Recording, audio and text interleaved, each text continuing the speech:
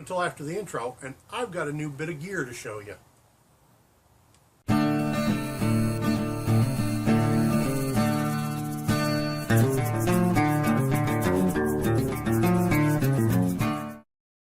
Well, welcome back. I had to turn around, the sun was right in my eyeballs. Couldn't see y'all up there. I think it's time for a little show and tell, let's call it that. How's that sound? I've mentioned in the past about what happened to my Dodge Ram, so I'm not going to go into those details again here. What I will say is in that truck, and I haven't mentioned these to you yet, were my two good axes. Now after the fire, I replaced one by getting a El Cheapo from, what was that, Harbor Freight. I got one of those fiberglass handled, double bid, full size, full length handled. Piece of crap, but it works. It cuts trees. That was the whole point. $10, done. I had an axe. It's certainly no replacement for, but a definite stand-in for my Sager chemical that was destroyed in the fire. But it's not a pack axe, neither was my Sager. The other axe that was destroyed in the fire, I'd had since I was a young pup. And it was a gift, and I'm pretty sure, let me be clear, my grandparents got it used.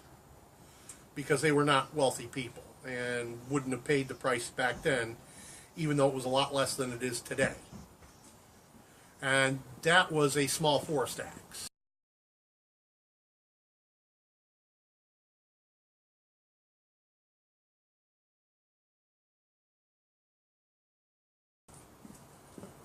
Now, I can't afford to replace that now, but I did manage to pick me up a small enough axe that it fits the same size criteria, roughly. Yep, and I've been saving a long time for this one. Well, that's weird, I hadn't noticed that yet. Okay. What this is a 2 1/4 pound, 25-inch handle. And in case you don't recognize that label,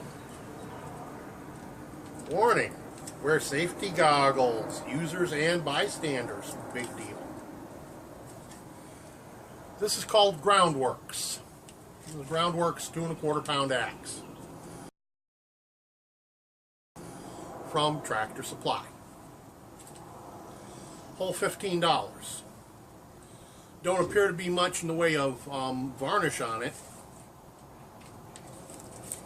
but I will be taking the time to go after this with some sandpaper and then some linseed oil when I can spare the cash for that.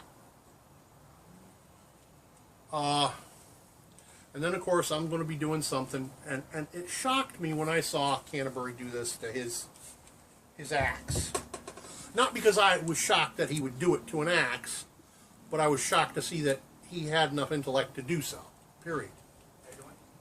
And that was, he burnt hash marks all up and down the handle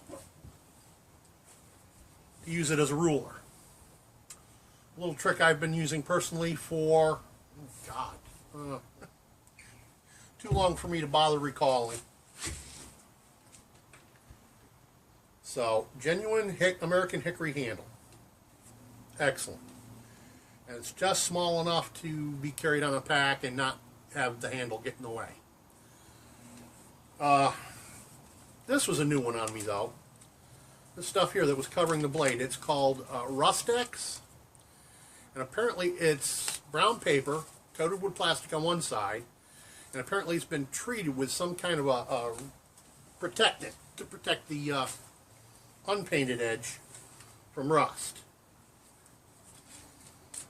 And it only came with this little rubber mask.